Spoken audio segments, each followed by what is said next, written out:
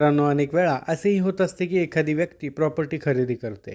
ती प्रॉपर्टी खरेदी करत असताना आपला कष्टाचा पैसा त्या प्रॉपर्टीच्या व्यवहारामध्ये लावत असते आणि खरेदीनंतर ती प्रॉपर्टी त्या व्यक्तीच्या नावे होत नाही. आता तुम्ही म्हणाल की हे कसे शक्य आहे की प्रॉपर्टी खरेदी केली आणि ती प्रॉपर्टी तुमच्या नावावर आली नाही, किंवा सोप्या भाषेत म्हणूयात की त्या प्रॉपर्टीला आपले नावच लागलेले नाही. तर होय, असे घडू शकते. कारण कधी कधी आपल्या अज्ञानामुळे म्हणा किंवा हव्यासापोटी पैसे वाचवण्यासाठी आपण अशा पद्धतीचा व्यवहार करतो की जो कायद्यामध्ये अमान्य आहे. आता आपल्या सर्वांना हे माहितीच आहे की एखादी प्रॉपर्टी आपण रजिस्टर खरेदी खात्याने रीतसर खरेदी केली तर आणि तरच आपले नाव त्या प्रॉपर्टीच्या सातबारा उतार्याला किंवा प्रॉपर्टी कार्डला वगैरे लागून जाते. परंतु अनेक लोक काही पैसे वाचवण्यासाठी असा व्यवहार पॉवर ऑफ अटॉर्नी म्हणजेच कुलमुखत्यारपत्राने करतात. कुलमुखत्यारपत्र ही गोष्ट कायद्यामध्ये मान्य आहे की जर जमिनीच्या मालकाने एखाद्या व्यक्तीस खरेदी विक्रीचे अधिकार कुलमुखत्यारपत्राने दिलेले आहेत आणि ती व्यक्ती तुम्हाला त्या कुलमुखत्यारपत्राच्या आधारे प्रॉपर्टीचे खरेदी दस्त करून देते. परंतु अडचण तेव्हा येते जेव्हा तुम्हाला प्रॉपर्टी विक्री करताना जमीन मालक काही कारणांमुळे त्या प्रॉपर्टीचे कुलमुखत्यारपत्र लिहून देतो आणि सांगतो की सरकारला कमी स्टॅम्प वगैरे भरून ही प्रॉपर्टी तुमच्या नावे झाली.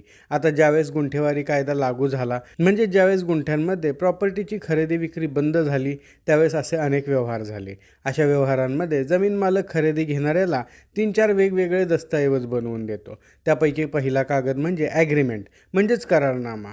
या ॲग्रीमेंटमध्ये असे नमूद असायचे की मी ही प्रॉपर्टी तुम्हाला विक्री करत आहे आणि त्यासाठी आपली अमुक एवढी किंमत ठरलेली आहे आणि ही किंमत ही व्हाईटमध्ये लिहिली जात असायची की जी रक्कम चेकने किंवा बँक ट्रान्सफरने दिलेली असते. जी ब्लॅक मनी असते त्याबद्दल त्यामध्ये काहीच नमूद नसायचे. यानंतर आणखीन एक कागद बनवला जायचा, कधीही रद्द न होणारे कुलमुखत्यारपत्र, की ज्यामध्ये लिहिलेले असायचे की या कुलमुखत्यारपत्राद्वारे मी तुम्हाला अमुक या प्रॉपर्टीचे खरेदी विक्रीचे आणि अन्य सरकारी कार्यालयातून परवानगीचे वगैरे अधिकार लिहून देत आहे. तुम्हाला वाटेल त्या पद्धतीने तुम्ही सदरील प्रॉपर्टीबाबत निर्णय घेऊ शकता. परंतु हे लक्षात घ्या की कधीही रद्द न होणारे कुलमुखत्यारपत्राने तुम्हाला त्या प्रॉपर्टी संबंधाने काही काम करण्याचे अधिकार मिळतात. परंतु या कुलमुखत्यारपत्राच्या आधारे त्या प्रॉपर्टीमध्ये मालकी हक्क मिळत नाही आणि त्यामुळे प्रॉपर्टीला या कुलमुखत्यारपत्राच्या आधारे नावही लावता येणार नाही. आणखीन एक तिसरा कागद बनवला जायचा, तो म्हणजे मृत्यूपत्र. त्यामध्ये हे लिहिले जाते की माझे मृत्यूपश्चात ही प्रॉपर्टी अमुक या व्यक्तीला देण्यात यावी. मग हे मृत्यूपत्र का बनवले जाते, तर समजा हा जमीन मालक मयत झाला आणि त्याच्या वारसांनी ही प्रॉपर्टी त्या व्यक्तीला देण्याचे नाकारले तर अडचण नको म्हणून हे मृत्यूपत्र बनवले जाते. असे 2-3 दस्तऐवज बनवले जातात आणि खरेदीदाराला वाटते की आपण ही प्रॉपर्टी खरेदी घेतली. आता आपण हे पाहिलेले जे 3 दस्तऐवज आहे या दस्तऐवजांपैकी एकही दस्तऐवज असा नाही की ज्याने ती प्रॉपर्टी खरेदीदाराच्या नावे होऊन जाईल आणि त्याद्वारे त्या खरेदीदाराचे नाव सातबारा उतार्याला लागून जाईल. आता तुमच्या मनामध्ये एक प्रश्न असाही येत असेल की आपण जमीन मालकाला तर संपूर्ण पैसे दिले, म्हणजेच मोबदला दिला, तरीही आपले नाव त्या प्रॉपर्टीला का लागणार नाही? तर बघा, ॲग्रीमेंट हा संपूर्णपणे कायदेशीररित्या तुमचे नाव लावण्यासाठीचा कागद तोपर्यंत नसतो जोपर्यंत त्या ॲग्रीमेंटवरून तुम्ही तुमचा खरेदी दस्त नोंदवून घेत नाही. त्याचबरोबर कुलमुखत्यारपत्राने एखादी व्यक्ती तुम्हाला एखाद्या प्रॉपर्टीबाबत कार्य करण्याचे अधिकार देते, परंतु तुम्हाला कुलमुखत्यारपत्राद्वारे मालकी हक्क मिळतच नाही. त्याचप्रमाणे मृत्यूपत्राचेही तसेच आहे. समजून चालूयात की मृत्यूपत्र वडिलोपार्जित प्रॉपर्टीबाबत आहे, मग तर ते मृत्यूपत्र कायद्याने शून्य मानले जाते. आणि समजा मृत्यूपत्र स्वकष्टार्जित प्रॉपर्टीबाबत जरी असेल तरीही त्या व्यक्तीने या मृत्यूपत्रानंतर आणखीन एखादे मृत्यूपत्र बनवून ठेवले तर त्याद्वारे अगोदर केलेल्या सर्वच्या सर्व मृत्यूपत्र आपोआपच रद्द होऊन जातात. म्हणजेच या तिन्ही कागदपत्रांनी तुम्हाला मालकी हक्क तर मिळणारच नाही, याउलट तुम्ही दिलेल्या पैशांबाबत अनिश्चितता राहते. ती तर एक वेगळीच बाब आहे. या प्रकारच्या सर्व व्यवहारांमध्ये संपूर्ण विषय कोर्टामध्ये जाण्याचा, त्या प्रॉपर्टी आणि आपल्या पैशाबाबतीमध्ये लिटिगेशन उद्भवण्याची दाट शक्यता असते. आणि कधी सुदैवाने आपण जिवंत असेपर्यंत कोर्टामध्ये लिटिगेशन नाही झाले तर भविष्यात येणाऱ्या तुमच्या पुढच्या पिढीला त्यांच्या पुढच्या पिढीला लिटिगेशनला सामोरे जावेच लागणार.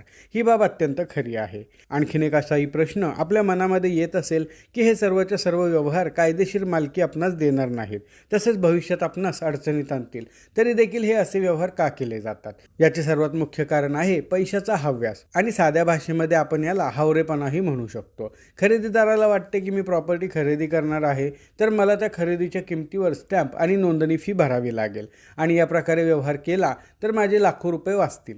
तर हे चुकीचे आहे, कारण या प्रकारच्या व्यवहारांमध्ये प्रॉपर्टीची मालकी तुम्हाला प्राप्त होत नाही. त्याचबरोबर या व्यवहाराबाबतीमध्ये लिटिगेशन सुरू झाले तर वाचवलेल्या लाखो रुपयांपेक्षाही दुपटीने पैसे तुमचे यामध्ये जातील. आणखीन एक कारण असेही असते की एखाद्या प्रॉपर्टीबाबत व्यवहार करायचे असेल तर सक्षम प्राधिकारी यांची पूर्वपरवानगी आवश्यक असते.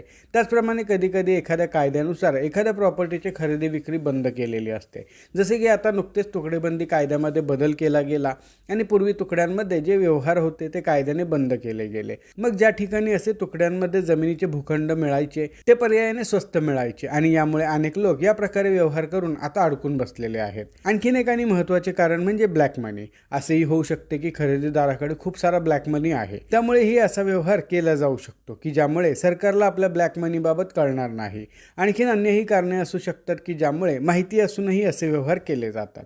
येथे एक गोष्ट ही देखील लक्षात घेण्यासारखी आहे. कुलमुखत्यार पत्राची जी सोय आहे ती जमीन विक्री करणाऱ्यासाठी आहे. जसे की समजा एखादी व्यक्ती आजारी आहे की जिला डॉक्टरांनी प्रवास करू नका असे सांगितले असेल, किंवा एखादी व्यक्ती परदेशात किंवा अन्य ठिकाणी राहणेच असेल, त्याचबरोबर एखादी वयस्कर व्यक्ती की जी आता वयोमानानुसार कुठेही ये जा करू शकत नसेल, तर अशा व्यक्तींसाठी कुलमुखत्यार पत्राची सोय आणि संकल्पना आहे. परंतु ज्या ठिकाणी प्रॉपर्टीची खरेदी कुलमुखत्यार पत्राने करायची असे आपणास कळाले तर निश्चितच ते आपणासाठी कायदेशीररित्या आणि आर्थिकदृष्ट्या धोकादायक ठरेल. त्याचप्रमाणे कुलमुखत्यार पत्राने जर एखादी व्यक्ती प्रॉपर्टी विक्री करत असेल तरी देखील काही बाबी प्रखरतेने पाहणे आवश्यक राहतात.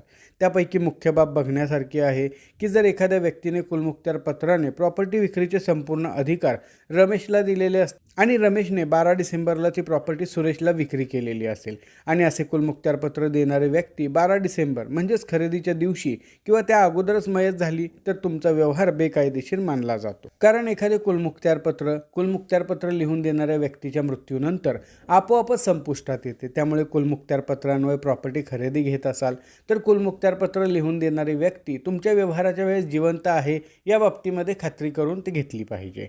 दुसरी आणखीन एक अडचण अशीही असते की या कुलमुखत्यार पत्राची 7/12 उतार्यावर किंवा महसुली रेकॉर्डला वगैरे नोंदच होत नाही. त्यामुळे असेही होऊ शकते की त्या प्रॉपर्टीच्या खरेदी विक्रीसाठी जमीन मालकाने एकापेक्षा अधिक व्यक्तींना असे कुलमुखत्यार पत्र बनवून दिलेले असेल आणि तुम्हाला ती प्रॉपर्टी देण्या अगोदरच ती प्रॉपर्टी विक्रीही झालेली असेल. कारण कुलमुखत्यार पत्राने तुम्हाला प्रॉपर्टीची विक्री केली तर तो व्यवहार कोठेही कळून येत नाही. हेच जर समजा तुम्ही कुलमुखत्यार पत्रान्वये न घेता खरेदी दस्ताने प्रॉपर्टी घेत असाल तर रजिस्टर कार्यालयात तुम्हाला ही प्रॉपर्टी घेतलेली आहे हे दिसून येते. त्यामुळे नंतर त्याच मालकाने अन्य खरेदी दस्ताने ती प्रॉपर्टी पुढे विकण्याचा संबंध येणार नाही. त्यामुळे जर तुम्ही नोंदणी न करता कुलमुखत्यार पत्रान्वये प्रॉपर्टी खरेदी करत असाल तर अन्य व्यक्तीने ती प्रॉपर्टी कुलमुखत्यार पत्राने अनोंदणीकृतरित्या खरेदी केलेली असेल याची शक्यता नाकारता येणार नाही. त्यानंतर तो खरेदीदार आणि तुमच्यामध्ये त्या खरेदीबाबत कलह निर्माण होतील आणि यामधून लिटिगेशन तयार होतील. आणखीन एक महत्त्वाचा आणि प्रॅक्टिकल मुद्दा हा असतो की समजा अनोंदणीकृत कुलमुखत्यार पत्राने तुम्ही प्रॉपर्टी खरेदी केली आणि तुमचे ते ओरिजिनल कुलमुखत्यार पत्र गहाळ झालेले असेल, खराब झालेले असेल, जीर्ण झाले असेल किंवा फाटून गेले असेल तर तुम्हाला त्याची प्रत कोठूनही मिळणार नाही आणि एवढे दिलेले पैसे वगैरे बुडण्याचा संभावित धोका उद्भवू शकतो. त्या उलट हीच खरेदी आपण नोंदणीकृत खरेदी दस्ताने घेतली असती तर अशा परिस्थितीमध्ये तुमचे मूळ खरेदी दस्त गहाळ जरी झाले असेल तरीही तुम्हाला ते रजिस्ट्रार कार्यालयातून पुन्हा मिळवता आले असते. मग आता सर्वात महत्त्वाचा प्रश्न असाही आहे की हे सगळे अगोदरच घडले आहे, असे ॲग्रीमेंट आणि कुलमुखत्यार पत्र करून प्रॉपर्टी घेतलेली देखील आहे, तर काय या कागदपत्रांना काहीच किंमत नाही का? मी असे नाही म्हणणार की या कागदपत्रांना किंमत नाही. मी असे म्हणेन की या कागदपत्रांना कायद्याच्या भाषेमध्ये करार असे म्हणतात. जसे की एखादी व्यक्ती प्रॉपर्टी खरेदी घेण्या अगोदर जमीन मालकासोबत बोलणी करतो, अमुक एवढ्या रुपयांना ती प्रॉपर्टी ठरवतो आणि त्याबद्दल काही लेखी करार करतो आणि या कराराला खरेदी एवढी किंमत कदापिच नसते. तर आता काय करावे की याला खरेदीचे स्वरूप प्राप्त होईल? तर बघा, तुम्ही या करारावरून खरेदी दस्त करून मिळावा या बाबीसाठी दिवाणी न्यायालयामध्ये दाद मागू शकता की जे आपण स्पेसिफिक रिलीफ ॲक्टमधील तरतुदी अन्वये मागतो. परंतु एक अडचण या ठिकाणी ही देखील असते की आपण कागदपत्रांवर लिहिताना 50 लाखांचा व्यवहार 20 लाखांमध्ये लिहिलेला असतो आणि आता जर न्यायनिर्णयामध्ये कोर्टाने दिलेले पैसे परत देऊ केले तर 50 लाखांच्या ऐवजी जे कागदावर आहे, जे ऑन रेकॉर्ड आहे ते 20च लाख तुम्हाला देऊ केले तर तुम्ही निश्चितच अडचणीत याल आणि तोटाही करून घ्याल.